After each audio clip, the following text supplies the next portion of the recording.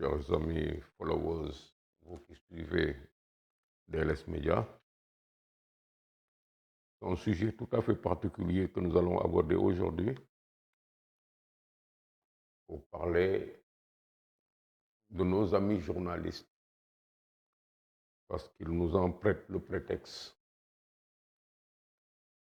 en se mobilisant sur une liste qui est présentée comme étant celle des journalistes qui ont signé une pétition contre la troisième candidature du président Macky Sall. Cela peut se comprendre aujourd'hui au Sénégal, après tout ce qui s'y est passé. Donc, c'est sans surprise que l'on découvre cela, bien que il aurait pu arriver que cela ne soit pas comme ça, parce que ça n'est jamais arrivé dans l'histoire politique du Sénégal que des journalistes se mettent sur une liste pour afficher une position. En tant que citoyen, bien évidemment, chacun a le droit d'avoir une opinion, de prendre position par rapport à quelque chose que ce soit, même quand on est journaliste. Mais ce qui est essentiel à retenir, c'est que le journaliste demeurera toujours celui qui a le devoir d'informer, parce que c'est sa mission. Celui qui a le devoir d'informer juste et vrai, parce qu'il s'adresse à tout un peuple. Et il ne doit pas trahir ce peuple-là, parce qu'il a choisi ce métier. Ça, c'est très important. Mais aujourd'hui, il est important, à l'occasion de cet exposé, de voir comment ce que certains ont fait de cette mission, ce que certains ont fait de ce devoir. Parce que l'espace politique a été pendant longtemps perturbé par des comportements, une incompréhension de l'attitude de la presse sénégalaise d'une manière quasi générale par rapport à des phénomènes qui étaient là, par rapport à des types de comportements tout à fait nouveaux qui sont venus s'ajouter au fait que depuis très longtemps d'ailleurs déjà au Sénégal, nous savions que ceux qui gouvernent n'ont jamais la presse avec eux. La presse s'est toujours sentie comme un devoir d'être contre ceux qui gouvernent. Faire dans le journalisme, c'est dénigrer ceux qui gouvernent. Ça ne date pas de maintenant. Ça date du temps, ça fait 50 ans, 40 ans qu'on est dans ce sillage-là, que la presse cherche toujours des poux dans les têtes de ceux qui sont en train de gouverner. Donc, n'est pas une nouvelle chose. Mais que s'est-il passé pour qu'il en soit ainsi? Moi, j'ai toujours pensé que c'est une forme de déformation. Ce n'est pas des traditions, mais c'est une déformation qui est restée dans le temps. C'est là qu'on va chercher l'information croustillante en dénichant des compromissions, en dénichant des malversations, en mettant le tort donc sur ceux qui gouvernent. C'est là qu'on va chercher, peut-être c'est à cause de cette déformation que cette tendance a existé. Et on a toujours fait la part belle à ceux qui s'opposent. Ils sont toujours des prophètes, ils n'ont aucun défaut et on ne parle jamais de leur vie à proprement parler ou des choses importantes qui se passent, qui auraient pu intéresser le peuple, surtout qui auraient pu constituer une information importante parce que finalement, c'est le peuple qui décide. Et parce qu'il décide, il doit être informé de manière juste et vraie et cette information doit lui venir essentiellement de la presse, de ceux-là qui ont choisi comme métier d'informer. Aujourd'hui, nous nous trouvons donc devant une presse dont certains membres se sont affichés sur une liste. La dernière liste que j'ai vue comportait 141 journalistes qui ont dit chacun « Je suis contre la troisième candidature du président Macky Sall » affichée quelque part, ce qui est une posture particulière, une prise de position sur une problématique très actuelle, je le conçois, et qu'on peut comprendre. Mais on le comprendrait mieux si, avant ça, un certain nombre de faits n'avaient pas interpellé les gens depuis très longtemps, avec cette collusion de l'opposition avec la presse dont j'ai parlé tout à l'heure, et avec la compromission de beaucoup de journalistes, dans des situations que nous avons eu à dénoncer, dont nous avons eu à parler, ça nous amène à nous dire, mais qu'est-ce qui se passe dans ce pays-là? Est-ce que ce n'est pas un phénomène qui dépasse l'expression de cet engagement simplement? Est-ce que ce n'est pas véritablement une presse dont une partie s'est embourbée quelque part à force d'y rester, à force d'y trouver des intérêts? Nous l'avions dit donc, ça fait très longtemps, et qu'est-ce que nous avions dit? Nous avions dit que ces journalistes qui se taisent, ces journalistes qui n'osent pas tendre le micro à Ousmane Sonko, sont des gens qui, pour la plupart, émargent dans Pastef, émargent, ils sont payés et entretenus. Et je l'avais dit en disant que tous, ils tournent autour de Pape Alé Niang. À l'époque, j'ai été attaqué, traité de tous les noms d'oiseaux, traîné dans la boue comme ils l'ont voulu, mais ma réponse a été que c'est par devoir que je le fais. Je ne le fais pas parce que je suis insolent. Si on me répond par des insolences, je n'en ai cure, mais je le fais parce que c'est vrai. C'est vrai que tous ces gens que j'ai rencontrés sur des plateaux, tous ces gens que je rencontre encore dans la vie, je les connais suffisamment pour comprendre à travers leurs attitudes qu'ils ne peuvent qu'émarger quelque part parce qu'ils n'ont jamais été libres de défendre des points de vue. C'est comme si à chaque fois que tu les rencontrais, c'est Ousmane Sonko que tu as en face de toi, alors que sur un autre plan, eux, ils ne vont pas l'interroger. Alors que sur un autre plan, bien au contraire, ils vous exposent des situations dans lesquelles ils vous disent « Que pensez-vous de ce qu'a fait l'autre ?» Et si vous répondez comme il ne leur faut pas, ce sont eux qui vous attaquent. Et ça, c'est caractéristique de beaucoup de gens dans cette presse sénégalaise. Je ne sais pas pour ceux qui ont eu le temps de changer, mais pour bon nombre d'entre eux, c'est effectivement cela qui se passait. Au-delà de cela, nous avons eu dans cette presse-là, des gens qui sont prompts à faire autrement, mais qui passent sous silence tout, qui négligent même des événements extrêmement importants dans le camp de l'opposition. Et surtout, avec l'avènement de ce Pastef, on s'est rendu compte de ce que la complicité va dans le sens du silence, dans le sens de négliger même certaines informations, de n'en pas parler quand ça intéresse les citoyens sénégalais, ou de faire de sorte que les Sénégalais soient autrement informés. On leur présente des situations dans lesquelles les vérités ne sont pas, comment dirais-je encore, dites. Les vérités sont masquées, les vérités sont maquillées. Des personnages sont présentés comme il ne le faut pas. Et on donne des qualités à des personnes et on ne dit pas la vérité du fond des choses. Je parle par exemple de cette histoire de Adji Sarr, par exemple. Comment la presse a-t-elle pu rester là, à nous rendre seulement des faits? Oui, on a dit, ils ont dit, on a dit. Quand la presse informe, elle n'informe pas seulement en rapportant des « ils ont »,« on m'a dit »,« j'ai vu ». Non, la presse doit analyser. La presse doit se mettre dans cet exercice-là pour aider les citoyens à comprendre. En leur disant, mais effectivement, ce bonhomme-là, ce qui est intriguant, c'est que quand même, il s'est rendu à cet endroit. Ce qui est intriguant, c'est comment il s'y est rendu. Ce qui est intriguant, c'est pourquoi il s'y est rendu.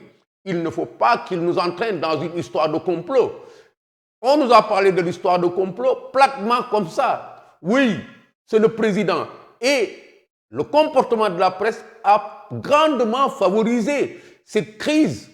Parce que si quelqu'un se rend quelque part, il se rend quelque part de lui-même et désigne la plus haute autorité du pays pour dire que c'est cette personne qui lui a tendu un piège. Mais la presse est la première à avoir la responsabilité de dire mais c'est incohérent. Mais vous vous êtes rendu, vous n'étiez pas sous. Vous vous êtes rendu, vous ne dormiez pas. On ne vous a pas drogué. Vous vous êtes rendu sans chauffeur, vous l'avez décidé. Vous vous êtes rendu sans garde du corps, c'est vous qui en avez décidé. Malgré ça, vous soulevez la thèse du complot. Il y a problème. La presse ne l'a jamais fait. Mais bien au contraire, à chaque fois qu'il y a quelques détails qui peuvent les amener à tirer dans l'autre direction, ils y vont. Donc, il ne nous surprend pas aujourd'hui que dans cette presse-là, il y ait des gens qui se lèvent de bon matin pour dire nous sommes contre la troisième candidature, ce qui est un débat d'une extrême complexité. Parce que, bien que chacun ait la liberté de dire ce qu'il pense, la problématique de la troisième candidature doit être l'objet d'un débat très sérieux, très serré, et nous n'avons pas l'impression que ce soit le cas dans cette prise de position de la presse sénégalaise par rapport à ça. C'est au contraire des prises de position nuancées.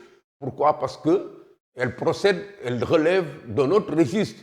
Elles procèdent en général de positions partisanes qui ne sont pas des positions de la presse.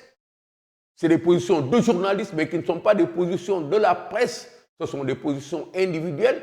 Et ceux qui les portent ne doivent pas confondre cela avec le fait d'être journalistes. Pourquoi? Parce que malgré tout ce qui se passe, ils auront toujours à devoir informer le peuple de manière juste et vraie. Sinon, ils arrêtent d'être des journalistes. Et ça, c'est important à savoir, surtout dans cette situation que nous avons tous en partage. Une situation qui est objective, qui est sans nuance et qui nous fait dire que le pays est en danger. Le pays est en danger. Il ne faudrait pas qu'on ne puisse pas le reporter. Il ne faudrait pas que les journalistes prêtent leur micro aux gens, prêtent leur page aux responsables pour leur dire « dites vous-même que le pays est en danger ». Ils sont des témoins, ils ont la responsabilité de dire que le pays est en danger. Quand tout ce qui s'y est passé depuis 2021 continue d'avoir pour conséquence encore des morts et des morts, pour avoir comme conséquence des dégâts matériels énormes, la presse doit se mettre à l'endroit où il faut pour dire la vérité par rapport à ces questions et aider les citoyens surtout à comprendre. Parce que narrer n'est pas forcément dire la vérité. Narrer n'est pas forcément expliquer. Narrer, c'est raconter. Raconter. Quand on raconte et qu'on n'analyse pas, on n'aide pas à comprendre. Quand on raconte et on n'explique pas, on n'aide pas à comprendre. Les journalistes ont le devoir d'analyser et d'aider à comprendre, surtout quand le pays est en danger. Et effectivement, le pays est en danger parce que nous partons de situation à situation, des situations qui entraînent des morts. Le pays est en danger parce que l'État est menacé et agressé. Le pays est en danger parce que de plus en plus, on se rend compte de ce que nos ennemis sont extrêmement nombreux et cachés à des endroits insoupçonnés qui cherchent à déstabiliser le pays parce qu'ils y ont trouvé intérêt. Que nos ennemis sont de tous les bords. Nous en avons dans le secteur des religions, avec des imams, avec des prêcheurs qui passent tout leur temps à essayer de dévier les attentions et à faire croire aux Sénégalais que leur prêche va dans le sens de leurs intérêts, alors que c'est des prêches qui vont dans le sens d'intérêts d'autres gens, d'intérêts de lobbies, de forces occultes cachées ailleurs et qui payent, qui vont corrompre des gens pour leur dire de pagayer contre les intérêts du Sénégal. Et ces forces occultes, les journalistes, ou bien les voient tous les jours comme nous, ou en entendent parler, c'est leur devoir et leur responsabilité d'aller enquêter sur tout cela. Alors qu'on ne nous serve pas aujourd'hui simplement des journalistes qui ont le droit d'être contre ou pour quelque chose. Effectivement, ils ont le droit, ils ont la liberté d'avoir une opinion, ils ont la liberté d'avoir un point de vue, mais ce sont eux qui ont décidé d'être des journalistes. Il faut qu'ils continuent à le demeurer dans l'intérêt du peuple et du pays.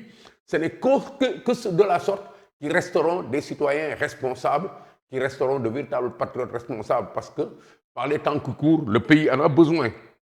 Le pays a besoin d'être protégé. Le pays a besoin de gens qui font dans l'information ce qu'il faut pour que ses intérêts soient saufs. Le pays a besoin de journalistes qui se comportent comme des soldats, qui, malgré leur prise de position, leurs intérêts personnels, mettent au devant l'intérêt du pays et l'intérêt du peuple.